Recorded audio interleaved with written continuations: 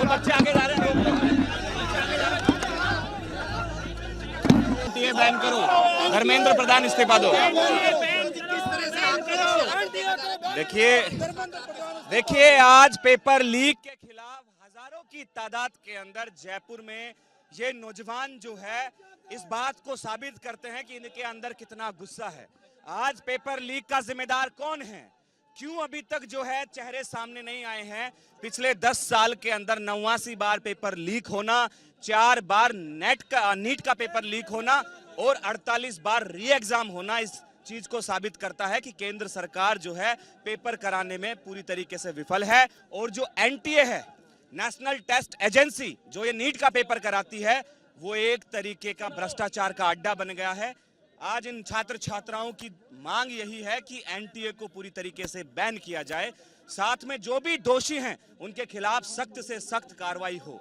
और साथ में हम ये मांग करते हैं कि जिन भाइयों ने, बहनों ने, जिन परिवारों ने इस पेपर लीक के कारण अपने बच्चे खोए हैं, उनको सरकार 5 करोड़ रुपए का आर्थिक मुआवजा दे, सरकारी नौकरी दे और उस परिवार में जो उनके भाई बहन हैं उनकी सारे जीवन भर की एजुकेशन जहां तक वो पढ़ना चाहते हैं उसको फ्री ऑफ कॉस्ट पढ़ाया जाए। और ज्वाइंट पार्लियामेंट्री कमेटी या सुप्रीम कोर्ट की निगरानी के अंदर जो है कमेटी बनाई जाए जिसके तहत जांच हो, क्योंकि सीबीआई पे जो है इस देश के छात्र छात्राओं को भरोसा नहीं है। शिक्षा मंत्री की बेशर्मी कैसे आप कहेंगे? अभी तक किसी तरह का देखिए, शिक्षा मंत्री को पेपर लीक की नैतिक जिम्मेदारी लेते हुए अपने पद से इस्तीफा दे देना चाहिए, लेकिन अभी तक वो बेशर्मियों की तरह जो है बातें कर रहे हैं, बयान दे रहे हैं। जिस तरीके से राजस्थान के अंदर भाजपा और युवा मोर्चा के नेताओं का पेपर लीक माफियाओं के साथ संबंध, ये साबित करता है कि इसके अंदर बड़े बड़े लोग शामिल हैं। निष्पक्ष जांच हो, चाहे वो भाजपा से संबंध रखते हो या अन्य किसी दल से संबंध रखते हो, उनका पर्दाफाश होना चाहिए। क्योंकि ये जो नौजवान हैं बहुत मेहनत और ईमानदारी से इनके माँ बाप लोन लेके, कर्ज लेके, गहने बेच के इनको पढ़ाते हैं, लेकिन जब पेपर लीक हो जाता है तो ये बच्चे हताश हो जाते हैं। आज लाखों विद्यार्थी इस देश के हताश हैं, उनके अंदर कोई आशा और उम्मीद नहीं बची है कि इस देश में पेपर सही तरीके से कराया जा सकता है। आगे की क्या रणनीति है?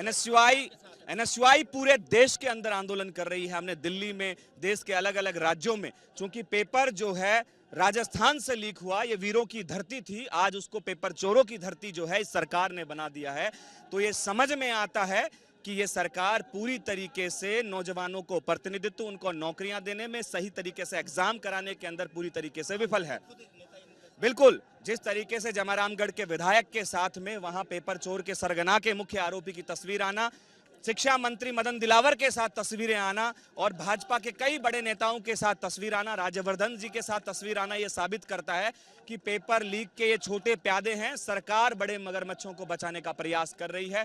परसों सीकर में भी 22 तारीख को मेरा मार्च है और ऐसे ही हजारों छात्र छात्राओं के साथ हम लोग ये मांग कर रहे हैं कि धर्मेंद्र प्रधान इस्तीफा दो, एनटीए को बैन करो और जो ये छात्र हैं इनको न्याय मिले, इनको आश्वस्त करे, सरकार जवाबदेही जो है सुनिश्चित करे कि भविष्य में इस तरीके से पेपर लीक ना हो। पेपर माफियाओं के जिस तरीके से हौसले बुलंद हैं, जिस तरीके से पेपर माफिया बेखौफ होकर घूम रहे हैं, मुझे लगता है कि फांसी की सजा भी जो है उनके लिए कम है। और इस बात की भी जांच होनी चाहिए कि इनको बचा कौन रहा है, इनको संरक्षण कौन दे रहा है, क्योंकि कहीं ना कहीं इनको राजनीतिक संरक्षण प्राप्त है।